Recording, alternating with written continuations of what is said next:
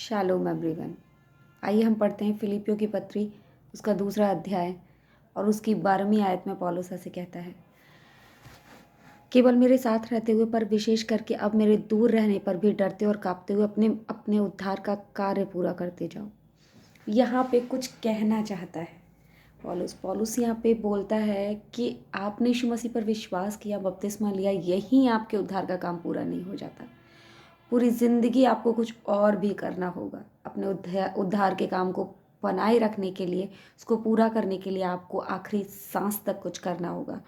उसके लिए हम पढ़ते हैं रोमियो का अध्याय 6, रोमियो की पत्री 6 अध्याय और 16वीं आयत में ऐसे लिखा है, क्या तुम नहीं जानते कि जिसकी आज्ञा मानने के लिए तुम अपने आप को दासों के समान सौंप देते हो, उसी के दास हो, चाहे पाप के जिसका अंत मृत्यु है, चाहे आज्ञाकारिता के जिसका अंत धार्मिकता है। तो यही बात वहाँ पे पौलुस हमें बताना चाहता है। पौलुस कहता है कि एक बार जब आप यीशु मसीह को अपना लिया और आपने पश्चाताप करके बपतिस्मा ले लिया, तो आपके पुराने किए हुए सारे पाप उसमें धुल गए। अब आप एक नए जन्म के साथ आगे बढ़ते हैं। जैसे बच्चा एकदम साफ पाक होता है, ऐसे अब आप आगे बढ़ते हैं और अब आपको आत्मा में आगे बढ़ना है। और जब आप आत्मा में आगे बढ़ेंगे तो उसे सीख कर आप धीरे धीरे पापों से दूर होते जाएंगे। वो सारे पाप आप अपने जीवन से निकालते चले जाएंगे जो आपको पुराने जीवन से जोड़ते थे। अगर आज भी आप यीशु में आके भी अपने उन पुराने पापों से जुड़े हुए हो, तो आपने अपना पुराना जीवन त्यागा ही नहीं, आपने नया जन्म लिया ही नहीं। आप आज भी उन्हीं के दास बने हुए हो और इसी कारण आप प्रभु के साथ नहीं रह सकते।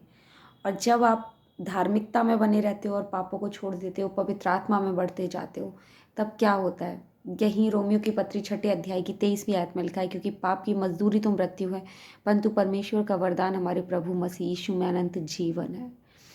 और जब हम पापों को छोड़ते हैं, धार्मिकता में बने रहते हैं, हम वही करते हैं जो पिता को पसंद आता है। हो सकता है हमसे गलतियाँ हों, लेकिन हम उनको पहचान कर उनसे पश्चाताप करके अपने जीवन को सुधारने की कोशिश लगातार पूरी ज़िंदगी करते रहते हैं। पूरी ज़िंदगी उन चीज़ों में बढ़ते जाते हैं जो परमेश्वर को पसंद होती है।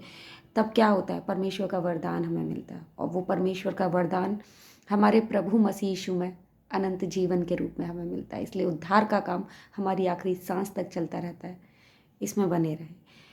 प्रभु इस वचन के सुने जाने से आप सबको बहुत आशीष दे। Shalom, praise the Lord.